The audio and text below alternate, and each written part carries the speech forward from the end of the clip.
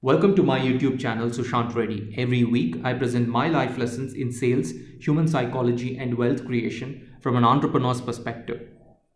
In episode 21, I move to my next subject, that is an intrinsic quality absolutely necessary for every entrepreneur, and that is drive or motivation. Drive exists in each one of us to varying degrees, and its existence starts from the time we learn to walk as a toddler.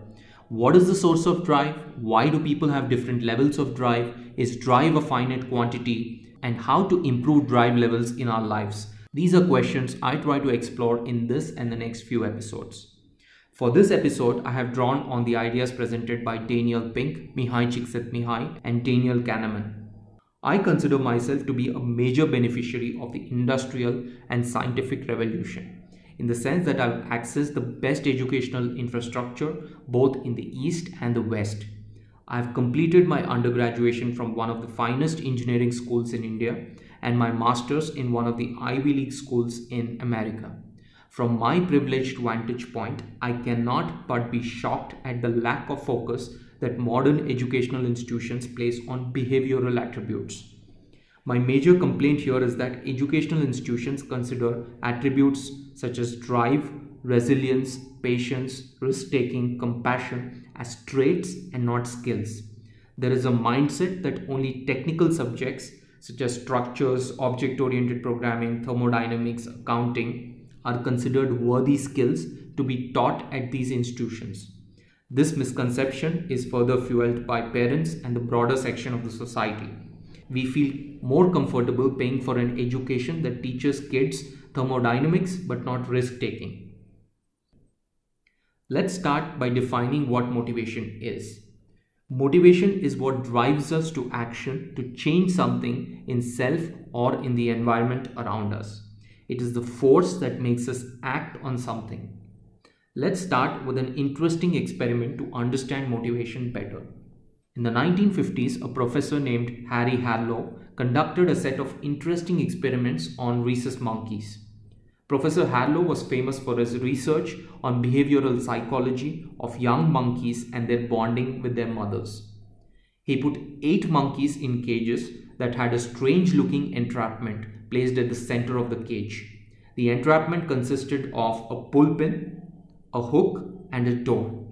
In order to lift the door, the pullpin had to be removed to move the hook, which in turn allowed the door to be lifted. This entrapment was placed in the cages and the monkeys were given no training. There was no intervention to correct for mistakes. They had no incentives that were linked to solving the puzzle and no punishments if they failed to do so in a given time frame. Very simply, Professor Harlow just let them be. Something strange happened. While some monkeys picked up the solution in 2 days, some in 5 days, some in 10 and some in 12. But every monkey without exception tried and finally found the solution. The thing that puzzled Professor Harlow was that none of the monkeys gave up. Now, for the human brains, this might be an easy puzzle, but it is very tough for monkeys to understand how the mechanism works without any help. What was even more strange was that monkeys that were offered raisins as an incentive to solve the puzzle fared poorly and committed more errors.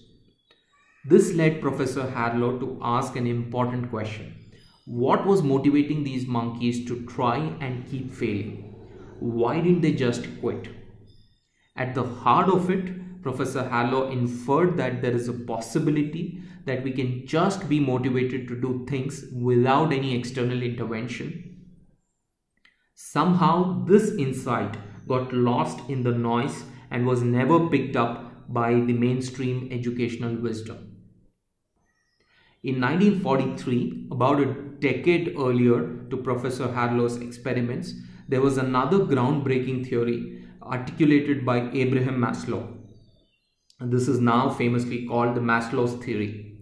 Maslow proposed that human motivation is driven by needs that start from physiological, including food, water, rest, to security, such as home, clothing, and so on, to the need to love and be loved and be part of a community, to the need for a feeling of accomplishment and pride, and lastly, the self-actualization need of living up to one's full potential.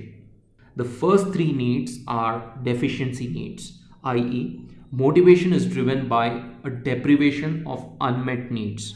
As they become scarce, our mind and body craves to acquire these needs, and that becomes our motivation. The other two needs are growth needs, needs that motivate us to become a better version of ourselves. As deficiency needs are met over time, motivation continues to drop, and this is the opposite for growth needs. The more growth you achieve, the more motivated you are to achieve further. In episode 2 on specific knowledge, I spoke of the different eras: industrialization, knowledge, and automation. In the industrial economy, factories were driven by steam engines, turbines, pumps, and furnaces. This phase needed a large workforce that was trained to do standardized and repetitive tasks. From the 90s, we entered the knowledge economy, where high levels of information is exchanged between people via the internet and the mobile devices. This led to the rise of creators who created new ways of living a comfortable life. That includes entrepreneurs, influencers, artists, and so on.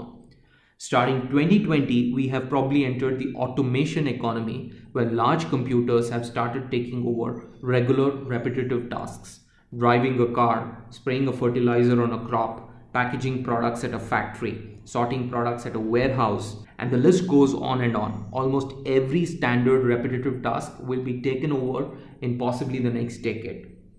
So as we progressed over time, the value of repetitive and standardized tasks is continuously dropping, and the value of creative and non-standardized tasks is increasing. As more machines take up standardized jobs, people who apply a high level of creativity and cross-functional skills are the ones who thrive in the automation economy. The important point I make here is that as the economy is shifting, so is the nature of our drive and motivation. With changes in the type of economy, human motivation has also changed significantly. This is the core idea that Daniel Pink professes in his book Drive. Pre-industrialization era needed basic levels of motivation, which he calls motivation 1.0. You were part of a hyperlocal economy where your key role was to attend to crops, practice your trade, manage your livestock, participate in local community activities, and spend time with family. Post-industrialization era needed a higher level of motivation. You need to be trained in new skills, learn to work in large groups, move around to places outside your community, and continuously upscale yourself to provide better living standards to your children. Society and corporations realized this, and they motivated people to continuously learn, develop, and contribute to move the giant wheels of industrial economy. This led to the creation of schools, exams, degrees, graduations. Basically, society created and marketed external milestones that can motivate people to contribute in the industrial economy. Daniel Pink calls this extrinsic motivation, or motivation 2.0. The fundamental aspect of motivation 2.0 is the understanding that humans respond to external rewards and incentives. As we moved into the knowledge and automation economies, people are focusing on growth and self-actualization needs in the Maslow's hierarchy table. Incentives no longer explain the source of motivation. Let's call this motivation 3.0 for now. We will revisit this later. Let's go back to motivation 2.0 and discuss the key characteristics. 1. Motivation 2.0 works great when there is a high degree of standardization in tasks. When you know with a fair degree of certainty the what, why, how, and when, motivation 2.0 thrives. For example, an Uber car driver knows what he has to do, how he can do it, why he needs to do it, and when he has to be working. Uber can structure incentives to increase participation of drivers because motivation here is extrinsic. 2. Motivation 2.0 follows what Pink calls if this, then that. If you do this, you will get that. This if this, then that template starts fairly early in our lives when parents reward toddlers for good behavior. It follows us into school with grades and exams. Finally, it gets into our professional life with compensation, bonus, and promotions. Whenever there is an if this then that template, be assured that Motivation 2.0 is at play. Motivation 2.0 is always circumstantial and driven by externalities. The source of motivation is external. It could be fear of public failure or the university tenure or a chance to work in your dream organization. The fundamental drawback of Motivation 2.0 is that it underperforms or even fails when the underlying task has a high degree of creativity. To give a football analogy, while Motivation 2.0 works great with a set piece play such as a free kick, it fails in a regular play. When you look at people with incredible levels of commitment, people such as Rafael Nadal, Henry Ford, Jeff Bezos, you tend to think that there is something missing in Motivation 2.0, something Professor Harlow identified in his monkey experiment. We call this Motivation 3.0, and I will discuss this in detail in the next episode. Thanks for watching. For weekly videos, you can subscribe to my channel or to my newsletter on sushantreddy.com. Until next week, stay safe and goodbye.